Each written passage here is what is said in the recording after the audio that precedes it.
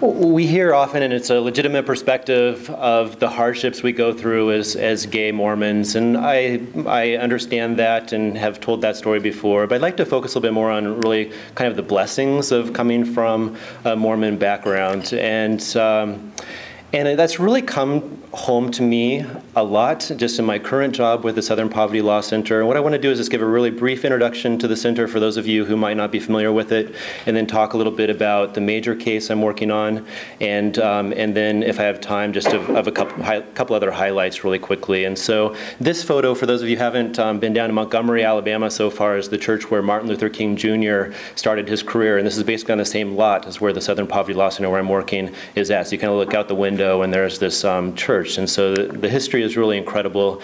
And I invite all of you to come down. I'll take you out to lunch if you come down to Montgomery. And right across the street from where I work is the Civil Rights Memorial Center, which is part of SPLC, and has this beautiful memorial to those who lost their lives, really the martyrs of the civil rights, the earlier civil rights movement. And the Southern Poverty Law Center, the motto is to teach tolerance, fight hate, and seek justice. I'm in the seeking justice sort of part, and we have also the Intelligence Project that tracks hate groups and reports on them. And I think some of you saw in the news that we've started calling out also anti-LGBT organizations that spread falsehoods against LGBT people and also have them listed as hate groups. And that's part of our, thank you. And apart from the Intelligence Project that does that sort of thing and many other things, there's the Teaching Tolerance program. And Teaching Tolerance really is a resource for teachers around the country free of charge. And so they'll send, for example, this magazine out, and they also make movies. And so it's kind of exciting. We've received Academy Awards for 2 of our short documentaries so far. And it's a really incredible and powerful teaching tool for teachers that can also receive them free of charge by just going to the website and requesting them. Then there's the Seeking Justice sort of segment of what Southern Poverty Law Center does, and as I mentioned, that's where I fit in. Some of our work is, our work is really focused on behalf of those who are the least empowered members of our society, and so we have a very strong immigrant justice program, which, as you know, with the anti-immigrant sort of laws going on in the South, we're challenging those, for example. We work on behalf of youth in detention, juvenile justice centers, and often, for example, in Alabama, if you're a 15-year-old and you commit certain crimes, they'll try you as an adult and they'll stick you right in with you know, the murderers and everybody else. And so I've been to some of these places and it's really horrendous.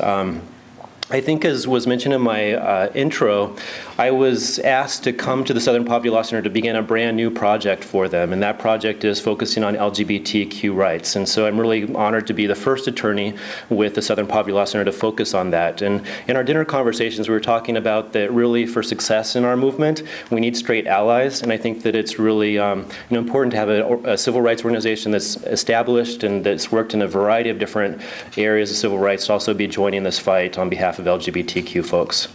And so, like I said, I really want to focus my comments mainly on the largest case that I'm working on. I've been working on that case for about a year so far.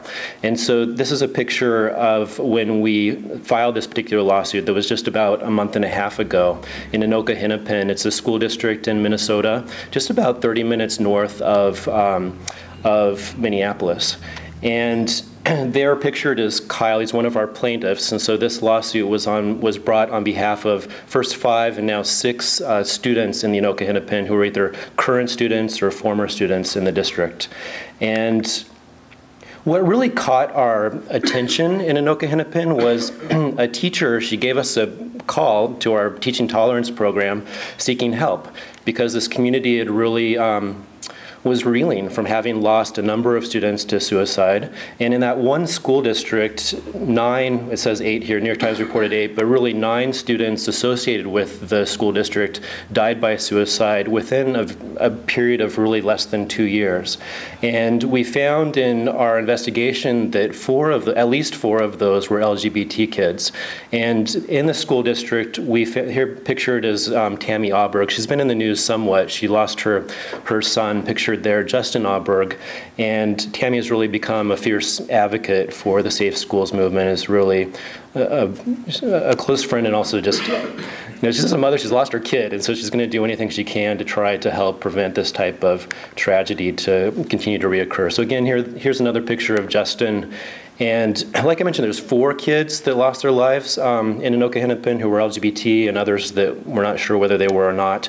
Again, that's Justin, who I mentioned, who after he died, his mom found out from his classmates that he was bullied and harassed. For example, he was walking down the, kind of through a tunnel near school, and some boys grabbed his balls and said, you like that. And so that's sort of harassment. He was one of the first kids in his 8th grade class that came out as openly gay. Actually, he was maliciously sort of outed by somebody.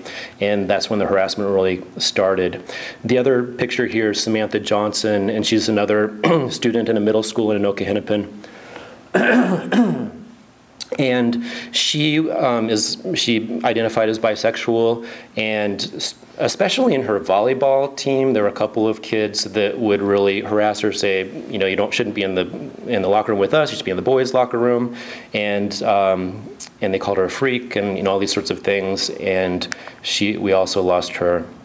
One of the things that really makes the situation in Anoka Hennepin unique, in addition to all of the deaths, is that we have a group of activists. The local group is the Parent Action League, and basically these sort of operatives have been very, very active in Anoka Hennepin for a long time, and their real objective has been to keep anything related to LGBT individuals or kids out of the schools. And so they come up with this sort of, they call it a neutrality policy. The teachers are supposed to be neutral about anything to do with gay people or gay issues. And we think that a better word for it is a gag policy, and really it prevents teachers from doing, there's teachers going to do what they're going to, some of the teachers are amazingly heroic, and no matter what the school district's policies are, they're going to do the right thing. But the policy really does prevent teachers in general from really in an affirmative, really effective way stepping in and getting in the way of this harassment that's really pervasive in Anoka Hennepin. And so I'll talk a little bit about some of our plaintiffs in a minute that are really just tokens, and not tokens, but in a way they're just their stories are very typical for other students in the school district. And I want to mention just for a second, in beginning the project of the LGBTQ rights project for the Southern Poverty Law Center, we were thinking of the types of cases that we might like to take on as our first cases. And even before I started, folks in the Teaching Tolerance program, they were developing this film called Bullied. And so they were really looking at ways of doing something to help address the real problem of school harassment generally, and especially for LGBT kids. And so this is a teaching tolerance film that we've sent to school districts around the country. Basically, if you're part of a school district, you can request this, and it'll be shipped free of charge. And it has a teaching kit that goes along with it. And teachers have found it as a real powerful tool to be able to break the silence that often surrounds the issues of LGBT harassment, because it follows the story of Jamie Nabozny, which he was one of the first ones. He was the first plaintiff in a lawsuit that stands for the proposition that schools do have a legal duty to address LGBT harassment the same way they do other kind of harassment aimed at other types of groups, other kids. And so when we got this call by the teacher asking for help, pretty much I found myself on a plane headed to Anoka Hennepin to really investigate what had been told to us by this teacher and by others. And so it reminded me of being a missionary a lot, because I'm going to people's houses and trying to find out what's going on, and going into the schools, talking to groups, including these kids here, some students in a Gay Straight Alliance in one of the high schools.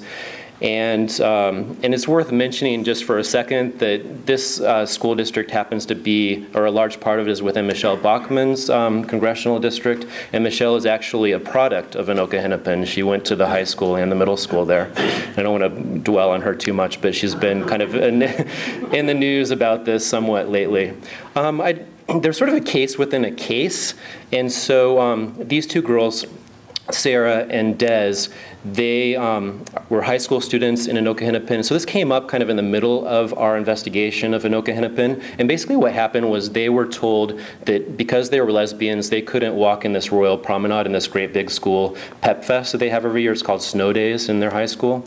And so we found out about this actually on a Thursday. I had met Des, the blonde-haired one, before in the investigation. So basically we got a hold of her Thursday night. We stayed up all night drafting the court papers, a complaint, temporary restraining order papers, a couple of different affidavits by Sarah and Des and some other people, and had everything ready the next morning, had the demand letter, sent it to the school district that very morning, said you have until noon on Friday today to tell the girls that they can walk together as a couple, just like they'd let other couples participate in the past. And they said, nope, sorry, the girls can, or everyone have to walk single file line to avoid the spectacle of the lesbians walking together, or maybe they can choose a teacher of their choice to walk together, but they wouldn't back down on letting the girls walk together. And so we filed the lawsuit at 2 o'clock the very next day on Friday, and basically didn't sleep. We didn't sleep that night.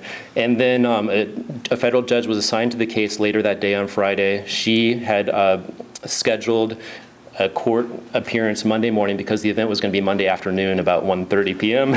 and so we found ourselves in mediation the very next day. I basically had 45 minutes to the last flight out of Montgomery that night, and so I was at the office, went in, just kind of threw things in my suitcase, got to the airport just in time, and then was in mediation the next day. And we were able to come to a successful resolution with the school district where they agreed to let Sarah and Des walk together as a couple. And it was amazing to be there on Monday when they walked in, and actually a lot of their classmates stood to their feet and were clapping and just really respected what Sarah and Des were trying to do, and that is just to take a stand and say, look, we know we've lost our fellow classmates, and in fact, Des was close with one of the girls who died by suicide, and that they wanted to just send a signal that it's okay to be gay, and to be sort of a positive role model for those who might be suffering in silence. We came up with some really great partners in this. And one thing that's kind of interesting is that after I'd started the investigation for, I think it was a couple months, Kate Kendall from the National Center for Lesbian Rights called me up. And some of you might know Kate because she also was born into a Mormon family. And she's now the executive director of the National Center for Lesbian Rights. And so Kate was saying, we just want to help in any way. We don't have to be attributed. Just let us know how we can help. And so in CLR, they became really a good partner in all of this. And it's been fantastic to work with Kate and her team on the case, both the Snow Days case and the more recent case that I've been talking about that we filed just a month and a half ago.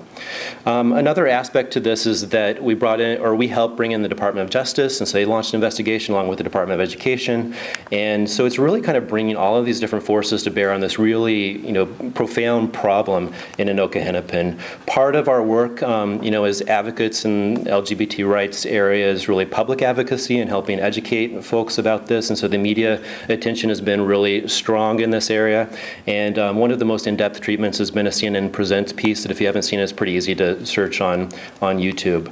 And right now, like Nightline is working on an investigation, and we'll be on Anderson Cooper 360 with some of our plaintiffs in a couple of weeks, actually.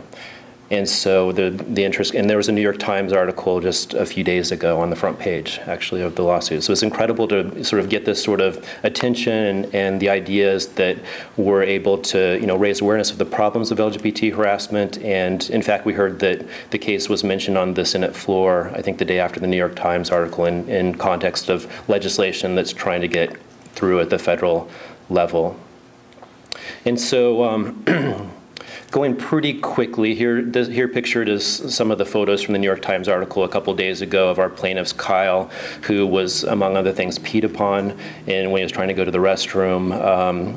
The middle one is Brittany, and she was really close friends with Samantha, who died by suicide, and people would say, Brittany, why don't you go kill yourself because you're like her, like, those people. And then there's Damien at the bottom right, and he's harassed often on or has been harassed on a daily basis because he has two gay dads. He's not gay, but he just has gay dads, and so people will tell him, well, why don't you go home and suck your dad's dicks, and that kind of stuff constantly. And so basically that's Anoka Hennepin in a nutshell. I was told I have a tight schedule, but I want to just touch on a couple other things. We're working on a case, for example, on behalf of a lesbian couple who are just in the Southeast and trying to get access to their kids. Right now we're under the radar because we want to create a good record, and if the trial judge doesn't do the right thing, which it kind of sounds like he might not, then we'll be able to surface in that case. Just 2 days before, the day before I came here, I was on local Alabama TV with this young woman who wanted to wear a t-shirt, and the school district said, no, you can't. So we sent them a demand letter, and later that day they changed their mind. But just to kind of bring this into full circle, you know, these kind of, like I said, I feel like that coming from a Mormon background is really, it really prepares us in a profound way to be able to bring our gifts to make a change in the world. And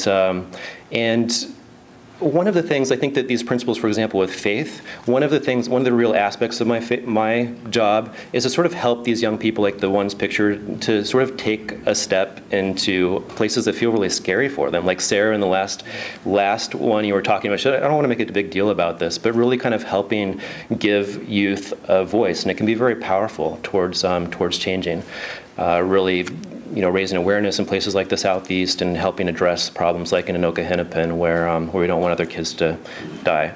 But anyway, I will stop with that because I want to keep within my time. But thank you very much for listening, and it's wonderful to be here with you.